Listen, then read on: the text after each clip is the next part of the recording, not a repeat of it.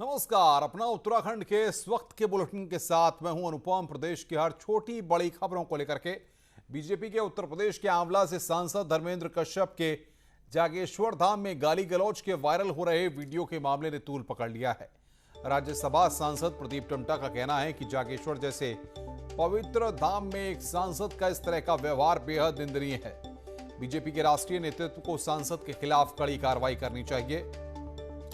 वहीं कांग्रेस विधायक हरीश धामी का कहना है कि बीजेपी का प्रदेश और राष्ट्रीय नेतृत्व ऐसे सांसद के खिलाफ तत्काल एक्शन ले, नहीं तो पूरे पहाड़ में विरोध प्रदर्शन किया जाएगा।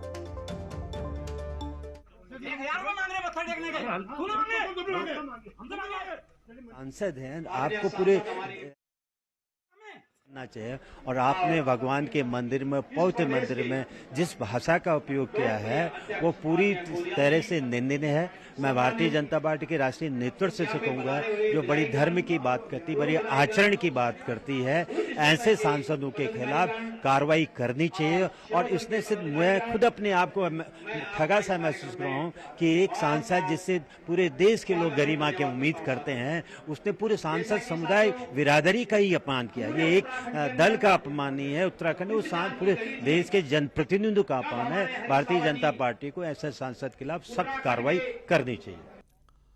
वहीं जागेश्वर मंदिर में उत्तर प्रदेश के आंवला सांसद धर्मेंद्र कश्यप का अभद्रता का मामला तूल पकड़ता जा रहा है। जागेश्वर विधायक गोविंद सिंह कुंजवाल ने कहा है कि प्रशासन सांसद पर कार्रवाई करे, नहीं तो उग्र आंदोलन किया जाएगा। उनका कहना है कि मंदिर परिसर में गाली गलौज करने के साथ ही प्रबंधक के साथ मारपीट करना पहाड़ की संस्कृति नहीं है। राज्य की सरकार को भी इस मामले में एक्शन लेना चाहिए। इतने बड़े सांसद पद पर रहने वाले व्यक्ति ने इस तरह का जो अभद्र व्यवहार किया, उसकी मैं घोर निंदा करता हूं। और मैं शासन प्रशासन से, सरकार से ये मांग करता हूं कि तत्काल उन सांसद की गिरफ्तारी हो, वो आकर के इसी जागेश्वर धाम में माफ़ी मांगे और तब जाकर के यहाँ कुछ शांति होगी। अन्यथा यहाँ ये क्षेत्र बड़ा उग्र रूप धारण कर रहा है। जागेश्वर धाम में उत्तर प्रदेश के आंवला सीट से सांसद धर्मेंद्र कश्यप की अभद्रता का मामला तूल पकड़ता जा रहा है। जागेश्वर विधायक गोविंद सिंह कुंजवाल उपवास पर बैठे हैं, जबकि अल्मोड़ा में कांग्रेस सहित कई संगठनों ने सांसद का पुतला फूंका और सांसद पर कार्यवाही की मांग की है।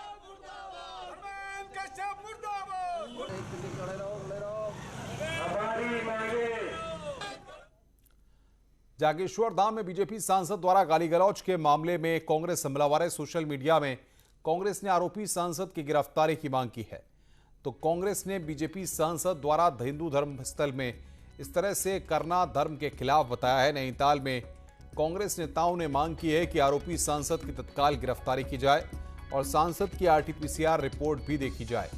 अगर सांसद बिना कोविड रिपोर्ट के उत्तराखंड आए हैं तो उन पर आपदा प्रबंधन एक्ट के तहत मुकदमा दर्ज किया जाए और उनके खिलाफ सख्त कार्रवाई की जाए।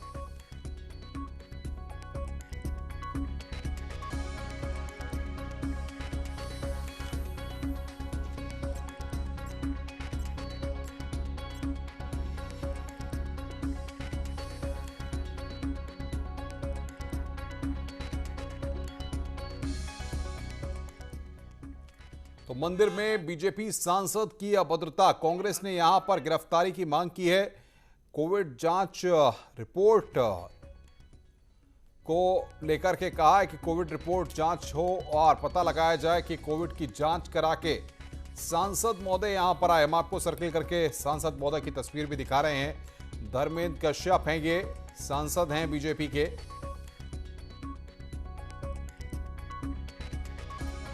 और बातचीत करने के लिए सुरेश जोशी, भारतीय जनता पार्टी के प्रवक्ता उत्तराखंड के हमारे साथ फोन लाइन पर जुड़ रहे हैं। सुरेश जी, बहुत बहुत स्वागत करता हूं मैं आपका न्यूज़ 18 उत्तर प्रदेश उत्तराखंड पर। सवाल यहां पर ये सांसद महोदय का आचरण किसी भी तरह से जायज नहीं ठहराया जा सकता। वहीं विपक्षी आपके आप कह रहे हैं कि कोविड जांच लेकर के रिपोर्ट आए थे कि नहीं आए थे, इस सब को लेकर आपको घेर रहे हैं। देखिए, मुझे ऐसा लगता है कि जिस तरह से विपक्ष के लोग एक धार्मिक, मैं कह सकता हूँ उन्माद को या धार्मिक भावनाओं को भड़काने का प्रयास कह सकता हूँ, या मैं ये कह सकता हूँ कि एक उसको पॉलिटिकल इश्यू बनाने का जो उसको आगे बढ़ा रहे हैं, देखिए उचित नहीं है, क्योंकि उत्तराखंड के लिए जागेश्वर धाम जो है एक हमारा पवित्र स्थान है। हजारों लाखों की संख्या में सावन के महीने में लोग वहां पर को देश के कोने कोने से आते हैं। अगर इस तरह का आचरण अगर विपक्ष के लोग करेंगे तो मुझे लगता है कि वो प्रदेश के हित के लिए, हमारे विशेष करके कुमाऊं क्षेत्र के लिए अच्छा नहीं है। देखिए सांसद महोदय ने कौन सी जांच कराई, कौन सी नहीं कराई, ये सारा विषय तो देखो प्रशासन का है। जो उत्तराखंड सरकार के कोविड के नॉर्म्स है उन्होंने फॉलो किए नहीं किए, ये मामला जो है कि पूरी तरह से अल्मोड़ा प्रशासन का है। लेकिन इसको जिस तरह से मैं देख रहा हूँ सुबह से अभी तक की, जो इसको राजनीतिक दृष्टि से इसको आगे बढ़ाने का प्रयास किया जा रहा है, मुझे लगता है उचित नहीं है। और हमारे कम से कम कुमाऊं क्षेत्र के लिए जो जागेश्वर धाम हमारा भगवान भोले का है, उसके लिए कहीं कहीं उसकी आस्था पर मुझे लगता है कि इस तरह के विषय को आगे बढ़ा के चोट लगती है। और कहीं कहीं जो है कि एक तरह से मैं कह सकता हूँ कि भावनाएं भी आहत होती हैं। इसलिए इसको राजनीतिक मतलब नहीं आपको बनाना भी दुख है चाहिए। सुरेश जी, आपको भी दुख है कि ऐसा एक सांसद को नहीं करना चाहिए था? पहले सांसद हो या विधायक हो या कोई भी हो, जहां पर जो एक परंपरा है, जो संस्कृति है और जो हमारे देश का संविधान है, उस दुख सबका है ना पालन आपको? सबको दुख है ना करना- सुरेश जी? उसको देखो, उसको सबका पालन करना चाहिए। देखो ये दुख तो है सुख ना और सुख आपको का कि तो गलत विषय- हुआ है? देखो मैं इस पर दुख और सुख की बात नहीं करता, लेकिन मैं इतना जरूर कहता हूं कि हमारी जो परंपरा है, हमारी जो संस्कृति है और जो हमारा संविधान है, इसका पालन करना सबका कर्तव्य है और करना भी चाहिए। संस्कृति अच्छा, नहीं जिसपे बचेगी, गलत, जिसने परंपरा गलत नहीं किया उसके बचेगी। खिलाफ कार्रवाई होनी चाहिए, मतलब आप कहेंगे इस बात को? देखिए मैं किसी के ऊपर कार्रवाई करने की बात कैसे कह सकता हूँ, क्योंकि देखो मैं कोई ऐसे अगर जिसने एक्सपर्ट गलत तो किया है नहीं उस हूँ। पर एक्शन होना चाहिए, इसमें दिक्कत क्या है?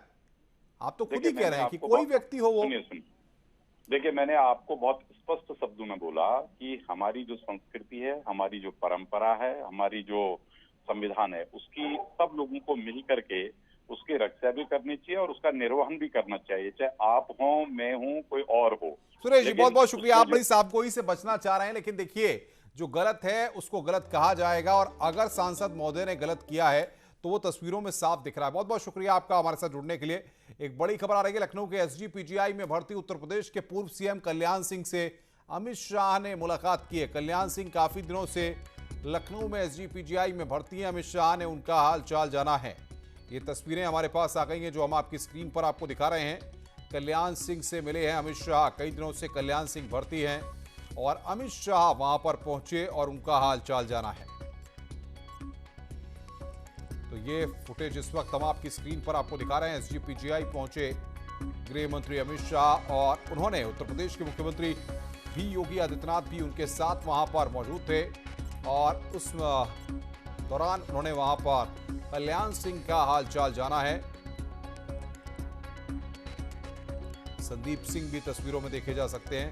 तो यहां पर ये तस्वीर हम आपको दिखा रहे हैं इस वक्त आपकी स्क्रीन पर।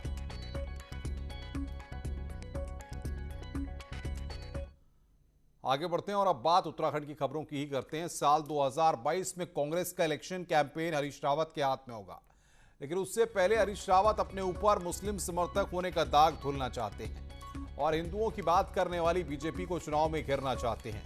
शनिवार को हरीश रावत ने 2 पोस्ट लिखे, एक में मुस्लिम टोपी का जिक्र किया और दूसरी में नमाज की छुट्टी का। हरीश रावत ने कहा कि उन्होंने जुम्मे की कोई छुट्टी नहीं की है, छुट्टी की तो हिंदुओं के त्योहारों की, और मुसलमान बताना बीजेपी का दुष्प्रचार है।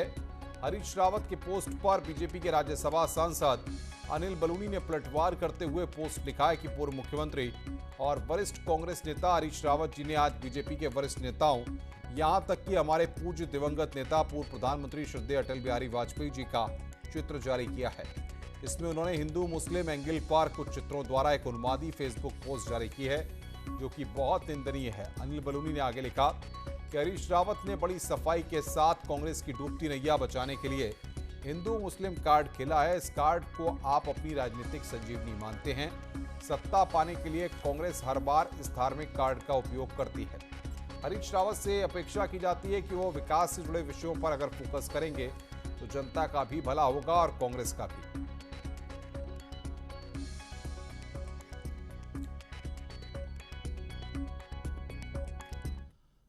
सोशल मीडिया पर नोकझोंक का सिलसिला यही नहीं रुका। इसके बाद हरीश रावत ने लिखा कि उनके खिलाफ दुष्प्रचार किया जा रहा है। एक दुष्प्रचार रोजा इफ्तार में पहनी हुई मेरी टोपी को लेकर और दूसरा दुष्प्रचार शुक्रवार, जिसको जुम्मा कहते हैं, जुम्मे की नमाज के लिए छुट्टी की। मैंने आपको कुछ फोटो भेजे हैं जिसके आपके सोशल मीडिया की टीम, यदि मैं हरेले की शुभकामना भी देता हूं तो उसमें भी रोज़ा इफ्तार में पहनी हुई मेरी उस टोपी को लेकर अपनी पोस्ट डालते हैं और मेरी आलोचना करते हैं। आलोचना का स्वागत है।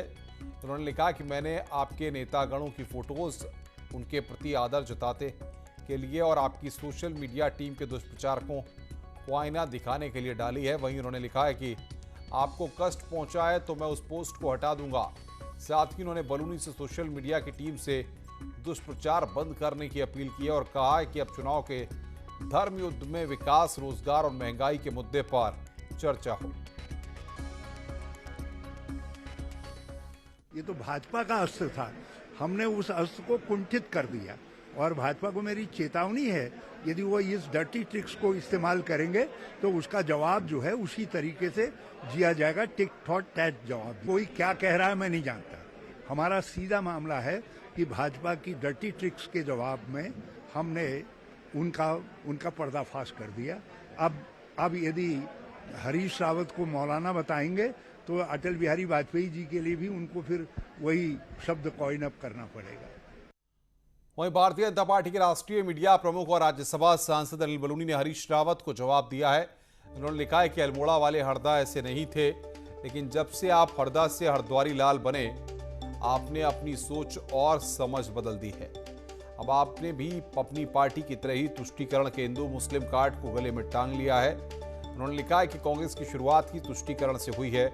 देश का विभाजन हो, कश्मीर की समस्या हो, प्रभु राम के मंदिर के प्रकरण में बाधा डालना हो, उनके अस्तित्व को न्यायालय में नकारना हो, शाह बानो का केस हो या 3 तलाक का मसला, आपकी पार्टी तुष्टीकरण को वैतरणी मानकर चलती आई है। आप भी उसकी राह पर चलेंगे, ये स्वाभाविक है। केवल किसी धर्म विशेष का प्रतीक धारण करने से तुष्टीकरण का आरोप नहीं लग सकता, बल्कि उस एजेंडे पर एक के बाद एक फैसले लेकर आपने अपनी छवि स्थापित की है। आपने राज्य के मुख्यमंत्री रहते हुए कई ऐसे फैसले लिए जो तुष्टीकरण की चादर ओढ़े थे। आपके इस प्रिय एजेंडे ने मीडिया को भी तुष्टीकरण का शिकार बनाया। आपने ईद पर केवल उर्दू अखबारों को विज्ञापन देकर न जाने क्या संदेश देना चाहा। आपने इसी सोच के तहत अप्रत्याशित रूप से जिन 2 सीटों से चुनाव लड़ा, उसे भी आपने तुष्टीकरण के भरोसे लड़ा। आप बड़े हैं, आदरणीय हैं। आपने अपनी पार्टी के लिए बहुत समय और योगदान दिया है। कांग्रेस की सोच के अनुरूप आपने चुनाव से पहले कुछ महीने पहले तुष्टीकरण का एजेंडा परोस दिया। कांग्रेस शायद इसी के इर्द गिर्द चुनाव भी लड़ेगी। आप तुष्टीकरण को अलादीन का चिराग मानकर इसी एजेंडे के तहत 2022 के चुनाव में जाना चाह रहे हैं।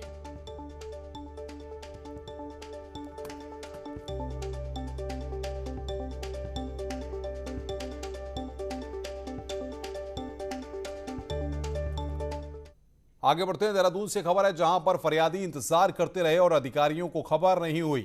दरअसल प्रदेश में ऐसे होना कोई नई बात नहीं है, लेकिन राजधानी में रविवार को एक मामले में लोगों को गुस्सा आ गया। एक 15 साल के बच्चे की मौत के बाद बॉडी का पोस्टमार्टम न हो, इसके लिए गजियावाला के कुछ लोग जिलाधिकारी के एक सिग्नेचर के लिए 2 घंटे से ज्यादा वक्त तक इंतजार करते रहे कि इन कर्मचारियों ने यह जानकारी जिलाधिकारी को देने की जहमत तक नहीं उठाई। वहीं जब मामले की जानकारी जिलाधिकारी को हुई तो उन्होंने इस कानून में भी बदलाव की बात कही है।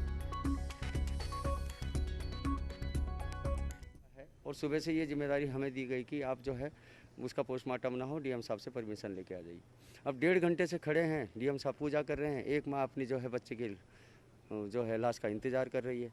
अब डीएम साहब की पूजा कब खत्म होती है? क्योंकि मैं भी सनातनी हूँ, सनातन में मैंने ये सीखा है कि कर्म ही सबसे बड़ी पूजा है। अब डीएम साहब को कर्म से ज़्यादा पूजा में ज़्यादा विश्वास है। वहाँ के लोग जो है परेशान रहते हैं कि बॉडी उनको फिर यहाँ ले आना पड़ता है, डीएम का परमिशन वो लोग चाह रहे होते हैं, तो उसको और इजी करने के लिए मैं कोशिश कर रहा हूँ कि एसडीएम स्तर पे ही सीआरपीसी के प्रावधानों के अनुसार परमिशन वहीं पे मिल जाए। अधिकारी फरियादियों को किस तरह से इंतजार करवाते हैं, इसकी बानगी आज हमें देखने को मिल रही है डीएम ऑफिस में, जब ये लोग यहाँ पर आए हुए हैं और इन लोगों को सिर्फ डीएम साहब के एक सिग्नेचर की ज़रूरत है। पिछले 2 घंटे से ये लोग यहाँ पर इंतज़ार कर रहे हैं क्योंकि एक डेड बॉडी को शमशान घाट तक ले जाना है और ये लोग चाहते हैं कि उसका पोस्टमार्टम ना हो। इस बात को लेकर ये पिछले 2 घंटे से इंतज़ार कर रहे हैं, लेकिन यहाँ से इन्हें ये खबर मिलती है कि डीएम साहब पूजा में हैं। दोपहर के 12 बजे से ज़्यादा का वक्त हो चुका है और सुबह से ये लोग यहाँ पर इंतज़ार कर रहे हैं सिर्फ और सिर्फ एक सिग्नेचर के लिए। आप समझिए कि लगातार सीएम साहब ये बात कहते हैं कि किसी भी व्यक्ति को कोई परेशानी नहीं होनी चाहिए, लेकिन फरियादी किस तरीके से परेशान है इसकी बानगी यहाँ देखने को मिल रही है। कैमरा पर्सन भरत शर्मा के साथ भारती सकलानी, न्यूज़ 18 देहरादून।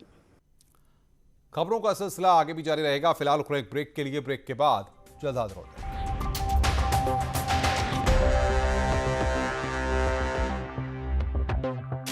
उत्तरी राजमार्ग पर डबरानी के पास भारी लैंडस्लाइड, पहाड़ से गिरे बड़े बोल्डर, लोगों ने भागकर बचाई अपनी जान। हॉस्पिटल की सबसे बड़ी चेन अपोलो 24/7 ने देश भर में 21 लाख से भी ज्यादा लोगों का टीकाकरण किया है और इस तरह ये सबसे ज्यादा टीकाकरण करने वाला निजी संस्थान बन गया है। जुलाई तक 50 करोड़ लोगों के टीकाकरण के भारत सरकार के लक्ष्य में भागीदारी देते हुए अपोलो हॉस्पिटल्स ने 50 शहरों में बड़े पैमाने पर टीकाकरण मुहिम की शुरुआत की है।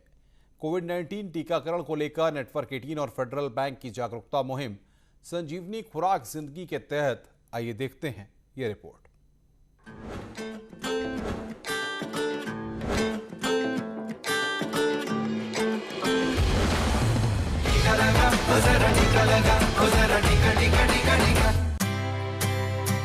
बेंगलुरु में एक बड़ी टीकाकरण मुहिम चलाई जा रही है।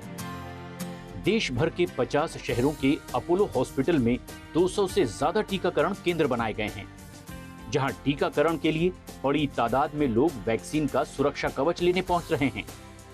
मुझे लगता है कि precaution is better than cure. तो ये एक प्रिकॉशन है, हमारे साइंटिस्ट का दिया हुआ एक बड़ा योगदान है, तो हमें उस पर भरोसा करना चाहिए। This is in support of government of India's target of vaccinating around 500 million people by जुलाई।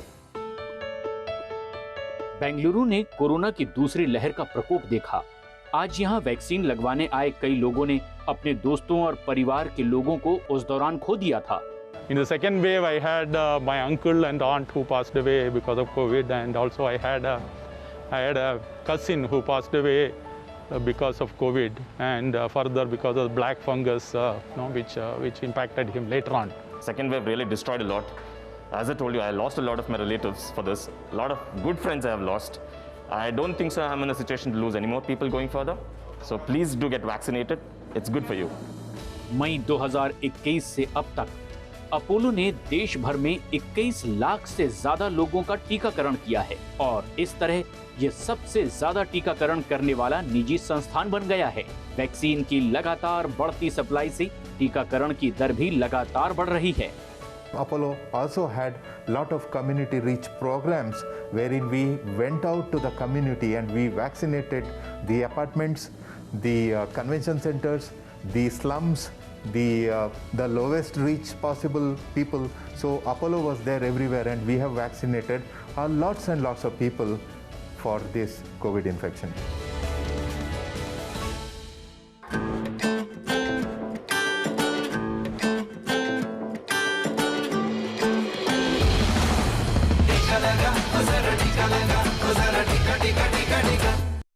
नहीं आऊंगा, नोएडा आरएसएस के प्रचार प्रमुख के घर लूटपाट का है आरोप।